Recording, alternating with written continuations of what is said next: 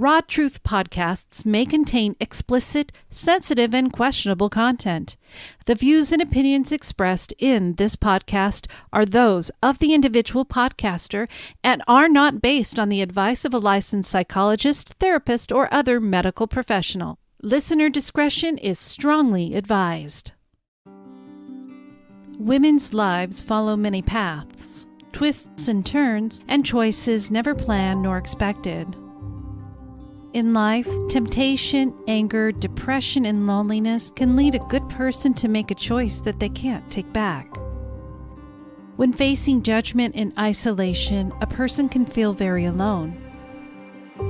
In this podcast, you will hear stories from women who made the choice to cheat on their spouses or partners. Hear their stories.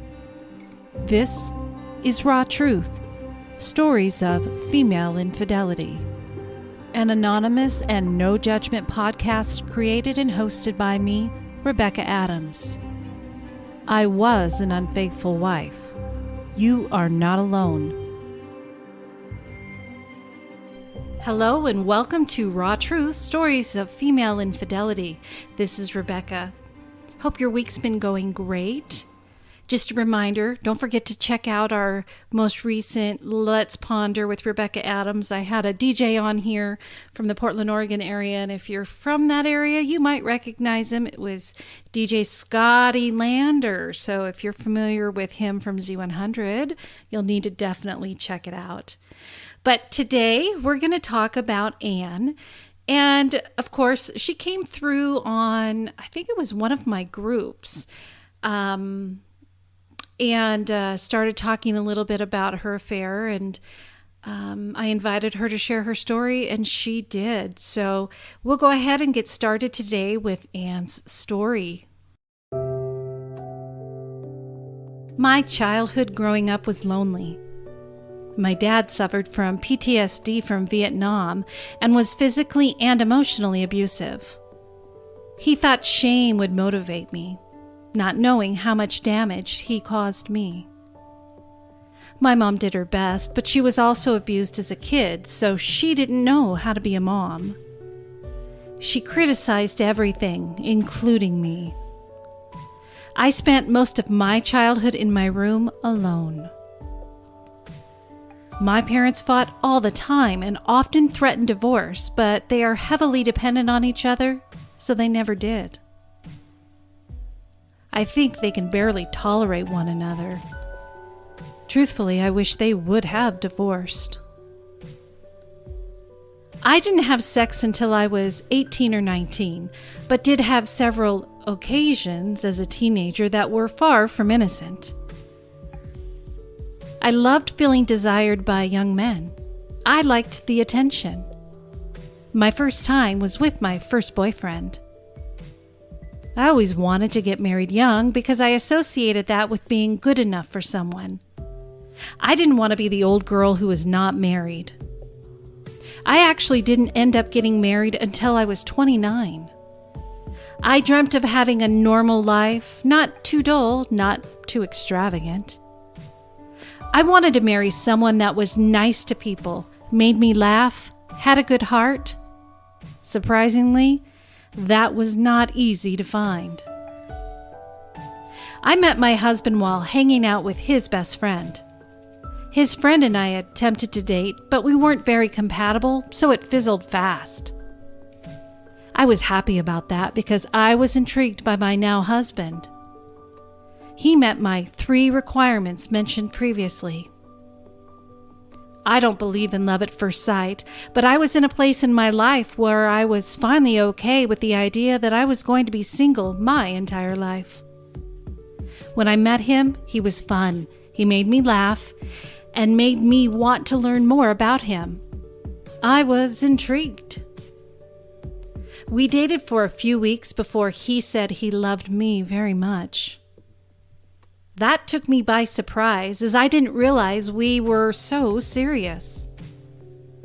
I started to explore more about if this was something I really wanted. Then, I was all in. I wanted this relationship. But shortly after, he ghosted me for a month, for no reason. It was hard because, once again, I thought I wasn't good enough, but I assumed it was not meant to be. He eventually called after a month, and the rest is history. We dated just 6 months before getting engaged. 1 month before the wedding, I found out about his addiction. He committed to getting clean, and everyone suggested we delay the wedding, but we got married after 6 months' engagement. I was still kind of sexually satisfied in the marriage. He used to excite me, but I rarely orgasmed with him. Maybe 5 times over 13 years. He wanted to please me, and when we talked about it, I could tell the shame of not pleasing me was difficult, so I stopped trying to make it better. I didn't want to hurt him or leave him thinking he was not good enough. I knew too well how that felt my whole life. Emotionally, my husband is very supportive. He knows how my childhood affects my struggles today, and he's patient with me. However, it feels like he barely tolerates me, and I often think he's disgusted by me. I never really had any curiosity within another man until I met Dee. He had a charisma about him, and I could tell he liked me and thought I was something special. I always wanted to feel special to someone, and he never held that back, even when we first met. This was probably 4 years into my marriage, but nothing would happen for several years. I met him at his business. I was a client of his. Years of thinking and fantasizing about him, I scheduled an appointment at the end of the day in hopes he could spend extra time with me. I know it sounds like I was pursuing an affair, but I really wasn't. I mean, I thought about it, but never thought it would happen. We did have extra time together, and he took me to a lunch break just to thank me for something I had done to help his business. After lunch, we came back to his office, and his staff had already left for the day. He told me he thought I was attractive and said we needed to be careful. I thanked him for being real and the warning, and I said I was attracted to him too. He came up to me and kissed me. I didn't know we would have sex that day.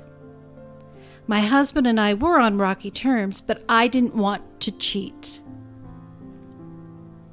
During the most incredible sex I'd ever had, I was also hoping it would end soon. I was so conflicted. We met about once a month at his office after that. It was a private place that we didn't have to worry about being seen. As time went on, we would eat out where we wouldn't be seen by anybody we would know. We had sex in our cars if we weren't at his office. No place was really out of question, but it was exciting. A few times over the years, we would even travel together, having the best times. Those same trips were also very hard, giving us both lots of confliction and guilty feelings. My husband works evenings, and I am often alone. He has never suspected infidelity. I would lie and say I needed to have a day for my mental health, but instead I would go and meet Dee. My husband has always trusted me. It's hard even now to admit that. This affair has been going on now for 7 years. I have faced this completely alone. Recently, I talked to Dee's sister, but never had someone in my life to talk to. I wish I had someone, as things may not feel so burdensome. I wish people didn't see me as a villain. I know I have done wrong, and I can't blame anyone for how they see cheaters, but we serve our punishment. Trust me. I am now in a place where I do need to make a decision. Dee wants me. He is in the process of leaving his wife, and he doesn't want to ask me to do the same, but he has told me that's what he wants. I hate the idea of him being alone or ending up with someone that isn't me, But I also hate the idea of hurting my husband. In the end, though, I know there will be so much hurt. I am trying to delay the inevitable as long as I can. It's very hard to think about it. No matter what I choose, my heart will break, and I will only have myself to blame for it. Currently, the affair is on rocky terms. Dee's divorce has become a difficult divorce, and he said he needed a break to stay focused on that. I miss him, but I also want to support him. He doesn't think I will leave my husband and feels he needs to start pulling away from me to open up the doors to find love someday. I can't say I blame him, but it also makes me think about him and I being together forever. This will be the biggest decision of my life. If I could do things differently, I would have guarded my heart and have never gone to his office that day. At the same time, that moment changed my life, and I can't imagine it not happening to me. Dee has meant the world to me and has brought life to my life. So I would also change making this decision sooner. At least I think so. In so many ways, I have loved my affair, and I can't imagine not having this love in my life. I know I should feel guilty and remorse, but how can I say that if I am still in it and I am thinking about leaving my husband? I do hate the idea of hurting my husband. If he ever found out, I would be crushed, and so would he. I realize how horrible that sounds, that I want an affair, but I also don't want to hurt my husband. I guess it doesn't make sense until you're actually in it. Listeners, if you are ever in a crossroad where you can step closer to an affair, listen to others. It will likely be an exhilarating, passionate, incredible time in your life, but it will change you.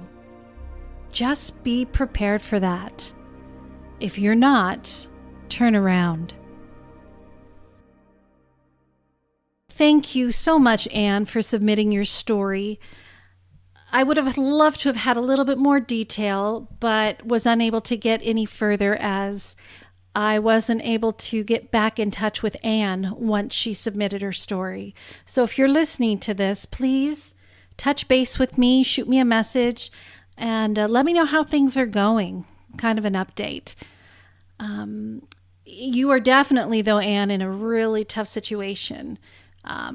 You do need to make a decision because it's been 7 years and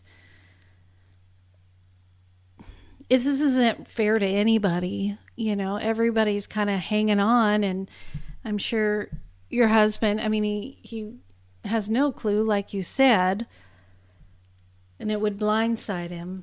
So a lot of times I tell people, and this is my own personal opinion, it's not an advice by, like I said at the beginning, a medical provider or any psychologist or anything, but to leave the marriage because you're dissatisfied. Leave the marriage for yourself, not for Dee.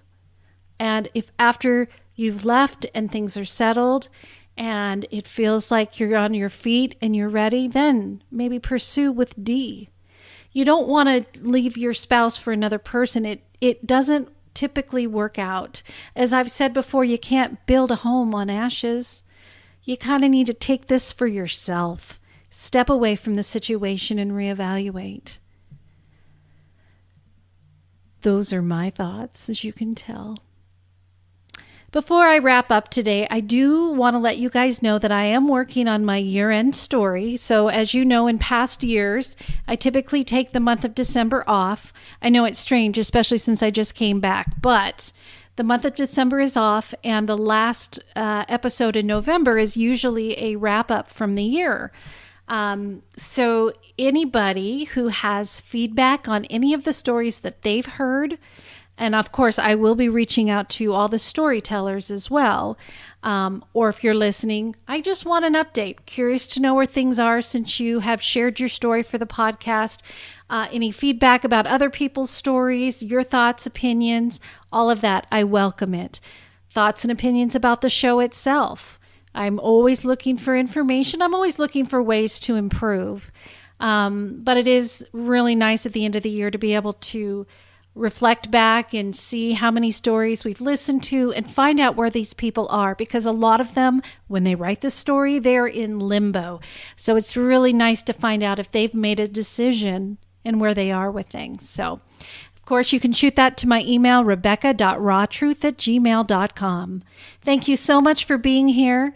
And when we come back in 2 weeks, we're going to start a new story, but it's a long one and it will run 3 episodes. So for the month of October, over 3 weeks, it will be one story. Thanks again so much for all your support and for being here, and I hope you have a great rest of your day. On Raw Truth, Stories of Female Infidelity, I share stories of women who have been unfaithful to their spouse or partner. I give them a safe space to be able to explain what happened and why they chose the direction of infidelity. But I also feel it is just as important to understand what the betrayed husband or partner faced when he uncovered the truth. 1 week prior to finding her date book and confronting her, I received a letter. It was very disrespectful to me. It said, "Wake up and smell the coffee. Your whore of a wife is out running around with every man that will talk to her, and you act as if nothing is going on.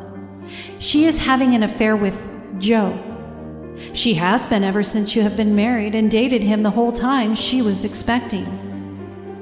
You almost caught them the other week. His motorcycle will go up in those woods. She is most likely with him right now."